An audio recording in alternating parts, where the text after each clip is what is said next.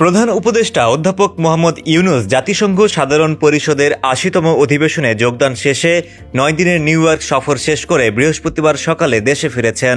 Emirates এয়ারলাইন্সের একটি বাণিজ্যিক ফ্লাইট প্রধান উপদেষ্টা ও তার সফরসঙ্গীদের নিয়ে সকাল ৯টায় হজরত শাহজালাল আন্তর্জাতিক বিমানবন্দরে অবতরণ করে। প্রধান উপদেষ্টার উপ প্রেস সচিব আবুল কালাম আজাদ মজুমদার এ তথ্য জানান। এর আগে স্থানীয় সময় মঙ্গলবার রাত ১১টা ১০ প্রধান উপদেষ্টা ও তার সফরসঙ্গীরা যুক্তরাষ্ট্রের জন এফ কেনেডি আন্তর্জাতিক বিমানবন্দর থেকে ঢাকা অভিমুখে রওনা হন।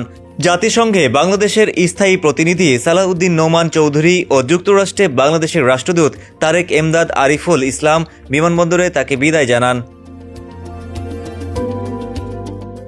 সফরকালে ২৬ সেপ্টেম্বর জাতিসংঘ সাধারণ পরিষদের ৮০তম অধিবেশনে ভাষণ দেন প্রধান উপদেষ্টা। ৩০ সেপ্টেম্বর তিনি জাতিসংঘ সদর দপ্তরে আয়োজিত রোহিঙ্গা মুসলিম ও মিয়ানমারের অন্যান্য সংখ্যালঘুদের পরিস্থিতি বিষয়ক উচ্চ পর্যায়ের সম্মেলনের উদ্বোধনী সম্মেলনে বক্তব্য রাখেন। ২৯ সেপ্টেম্বর অধ্যাপক ইউনূস জাতিসংঘের মহাসচিব আন্তোনিও গুতেরেসের সঙ্গে বৈঠক করেন। এছাড়া জাতিসংঘের শরণার্থী বিষয়ক হাইকমিশনার ফিলিপো গ্রান্ডি তার সঙ্গে হোটেলে সাক্ষাৎ করেন।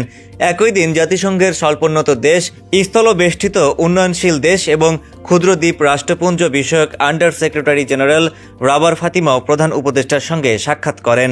নিউ ইয়র্ক সফরে অধ্যাপক ইউনূস মার্কিন প্রেসিডেন্ট ডোনাল্ড ট্রাম্পের দেওয়া এক সংবর্ধনায় যোগ দেন এবং ডোনাল্ড ট্রাম্পকে সুবিধাজনক সময়ে বাংলাদেশ সফরের আমন্ত্রণ জানান।